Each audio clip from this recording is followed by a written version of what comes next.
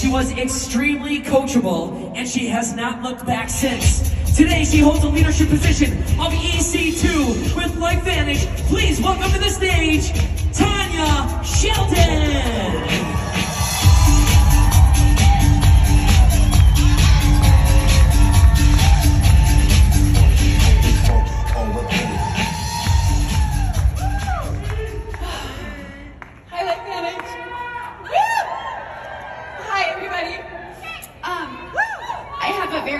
Topic today, it's burnout. Burnout, how to keep your stress low and energy high. And a little disclaimer, real quick, is I am a crier. It's my superpower. Yes. And when I cry and try to talk, I sound like a little mouse, so deal with it. Okay? Okay, so, before we get going, I want to tell you a little bit about me. I did get introduced to this industry in college, and I was immediately enamored by the confidence and poise of the women I met. Those women were who I wanted to become. Here I am. So every time I said yes to an opportunity, it was to get one step closer to finding that confident, poised woman within myself. LifeVantage became my 8th network marketing company. And when I started, I was a stay-at-home mom with 2 little girls and a stepmom to 1. And I was at high noon, ready to swing the pendulum and finally go after what I wanted. I said yes, despite the immense fear I had. And I did exactly as I was told. I told him to watch the ABC report, and then I got him on the phone with Michelle Poe. I did that over and over and over. And when I made my first check, 11 bucks, I was ecstatic. And when I made my first 300, I literally felt like I could walk on water. I thought I could do anything after I did that. I worked hard, and in 3 years, I hit what was then Pro 7, having 100,000 in monthly volume in your business. I had a vision and a burning desire when I got started. And I did what I set out to do. And then that burning desire turned into burning fear again. I went from enjoying the journey just to make sure none of it went away. I literally cycled through probably the next 6 years of my business in survival and scarcity mode. I was working to not lose rather than working to win. I lost my vision and I couldn't see what was next because I was so afraid of losing what I had. Stress was my friend, control was my goal, and I put everyone's happiness, my family's finances, and emotional well-being on myself. No one asked me to do it. I just believed that if I didn't have a handle on everything and try to always fix everything, then no one else was going to. I wanted to be in control of my family's happiness, my husband's well-being, and the checks in my business coming in every month. I even put in serious management mode. I went into serious management mode, and it took my joy and it sucked out all of the fun. I even went, and fear told me to go get a real estate license, just in case this didn't work. I had that mindset that I had to just keep moving just in case. Living in complete scarcity, and it was exhausting. I got exhausted. I created a lot of stress in my life, and I burnt out. I literally had a doctor tell me that there was no gas in my engine, and I needed to realign physically and mentally. He told me I couldn't work out for a while, but that was awesome. For much of my journey, honestly, for much of my life, when I've let stress take me down, it's almost always been rooted in a lie that I believed about myself. And that lie said, if I could just make this happen, then everything would finally be okay. I would feel like I'm enough. And that's the trap that we all fall into. When we believe we're not enough, it creates this quiet, constant pressure inside of us. It's like an anxiety that just keeps going. And that lie leads to self-doubt that paralyzes us, overthinking, Vicky, every decision, saying yes when we desperately want to say no, holding back in relationships because we fear we're too much or not enough, jealousy or comparison when we should be celebrating others, It all wears down on us, and not overnight, but little by little, until you're exhausted and you're burned out and you're wondering why life feels so heavy. But here's the truth. When you don't believe in your own worth, you're putting a ceiling over your life. You're gonna limit what you'll try, who you're gonna trust, and how fully you're gonna show up. You don't just block opportunities, you block peace, joy, connection. And that's not how we were meant to live. You weren't created to strive your way into enoughness. You were created as enough. You were created on purpose, for a purpose. And you're already equipped. You're already equipped. The last time I stepped on this stage was 7 years ago. And I remember afterwards getting so much encouragement and validation for simply telling my story. And it truly made me feel like I was enough as I was. And then again, I lost it. I got lost in the pressure I put on myself, and I stopped enjoying the journey because again, I got so caught up in the fear of losing it. And that fear became my driver. And fear is a terrible driver. Do not let this be your fear drive era. I can stand here now and I can tell you with full confidence that I have finally learned to feel fulfilled in the pursuit. Not when I arrive, not when I hit the goal, but right now, along the way. I want you to feel that way too. I want you to feel fulfilled in your pursuit. When you learn to believe you are enough exactly as you are, right now, that's when everything begins to shift. Have you ever heard the phrase, ships don't sink because of the water around them? They sink because of the water that gets in them. And the same is true for us. It's not what's going on around you that's determining your success, it's what you're allowing in. And who has the most control over what gets in? It's you. It's an internal game. And you are an influencer. Newsflash, you're the biggest influence in your life.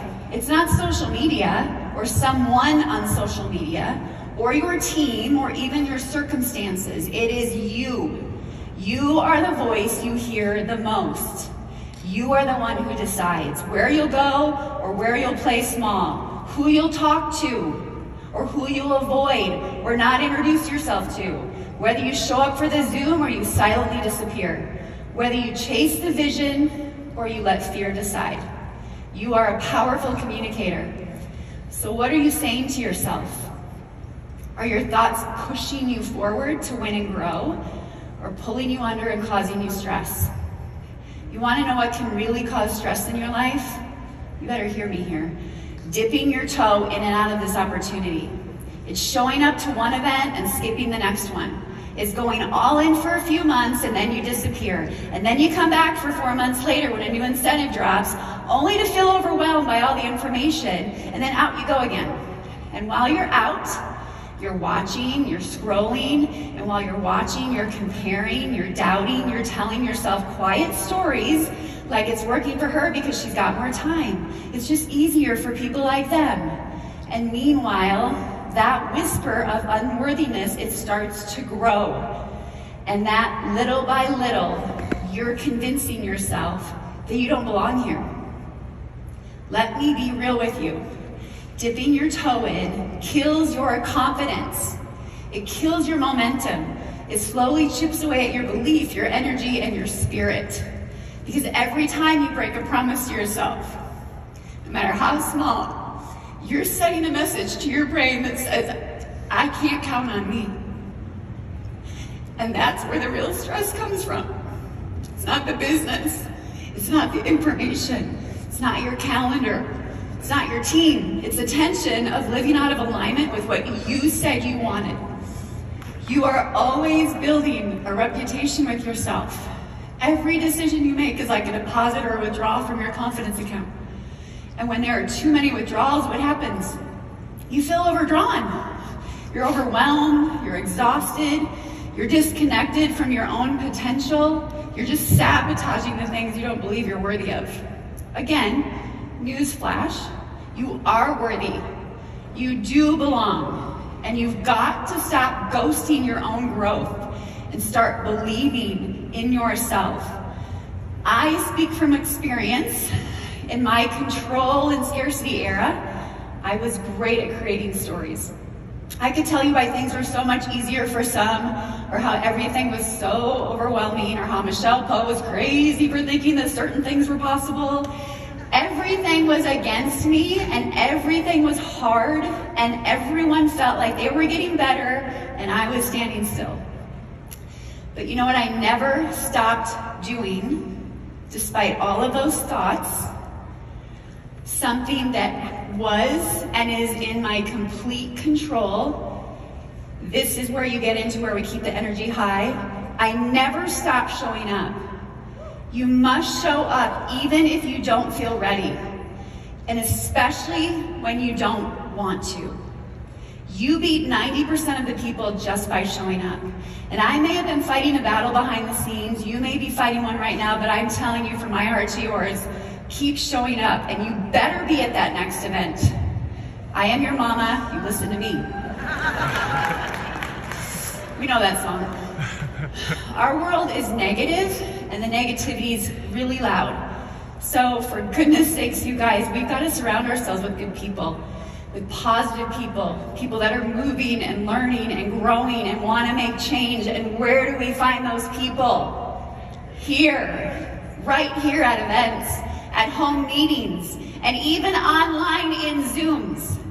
You wouldn't expect your phone to stay charged in without plugging it in, would you? It's the same for us.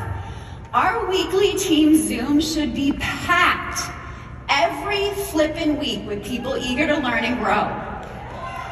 Plugging in and showing up is where you see your people. It's where you get to be inspired. You hear other people's stories. And yes, you hear the same thing over and over and over until it finally clicks.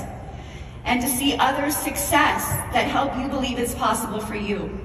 If you're not plugging in more and you're not showing up, why not? Let the good in. Let yourself grow. This business is hard to do by yourself. If the community has been given to you and the culture is out of love and growth, for goodness sakes, take advantage of it and plug in. Get obsessed with taking action. This is where I'm going to align a lot with what Jamie just said. You got to just start moving. Even if it's messy, even if you're unsure, the energy is in the doing. Motion creates momentum, and movement shifts your mood. You don't wait for motivation, you guys. You generate it by doing the work. But here's the catch. Your energy will dip when you overthink or overcomplicate or try to reinvent the wheel. So we have to keep it simple. ITT has been with us since we began. Invite Tool Team. Like I said, it's all I did in the beginning. Are you open? Watch this. Talk to Michelle. Rinse and repeat. The magic is in the consistency and putting in the reps. You should have a daily method of operation that you stick to each and every day to get the basics done in the business that help you build your funnel, create relationships, and put in your reps. Bob Heilig says it best. You don't need more time to build your business. You need a better plan. Having a plan going into each day will bring down your stress because you know exactly what you should be doing. Pretty simple. Here's the part that most people forget though. We gotta celebrate. We have to celebrate every step, not just the rank ups or paychecks. Celebrate the message you sent. Celebrate the follow-up you did. Celebrate showing up when you don't feel like it. Every step matters, and this is how you stay fulfilled in the pursuit. By pausing long enough to see how far you've come. By acknowledging the tiny, powerful steps you're taking. By appreciating the process instead of rushing to the outcome. And the more you celebrate, the more joy you're going to feel. The more joy you feel, the lighter your journey will become. And the lighter your journey feels, the more likely you are to stick to it. Because guess what? People don't quit because they're not capable. They quit because they're exhausted and they're discouraged. Don't wait for someone else to throw you a party.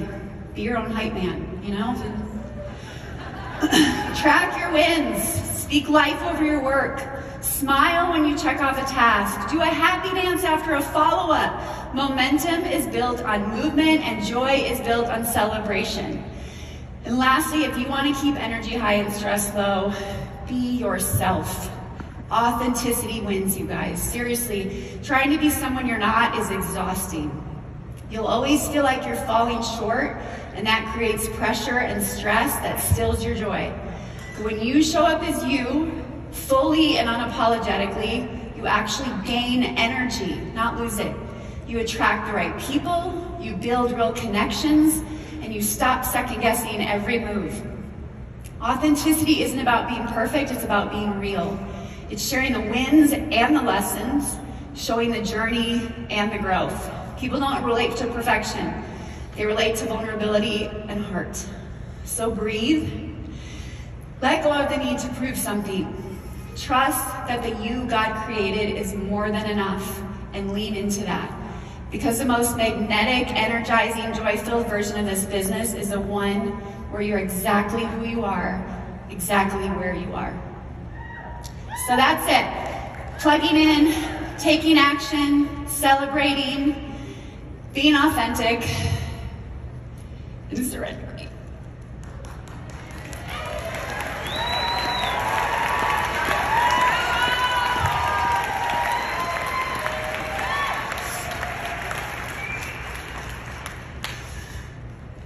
That's how I got to the other side. Instead of judgment, I opened myself up. Instead of scarcity, I came from abundance and gratitude. And instead of fear, I got back to passion and purpose. Look, I know the situations in life and in business will have us feeling stressed. And I also know we are not meant to carry it alone. We aren't called to manage stress. We're called to release it. We may not always be able to change our circumstances, but we can certainly change what's inside of us. This gift was given to you for a reason, and you're here for a purpose. So stay in the gain of gratitude, in the gift, and shine your light so flippin' high they can't help but not see it. There are people waiting on you. God doesn't make mistakes. You're here for a reason. I see you guys.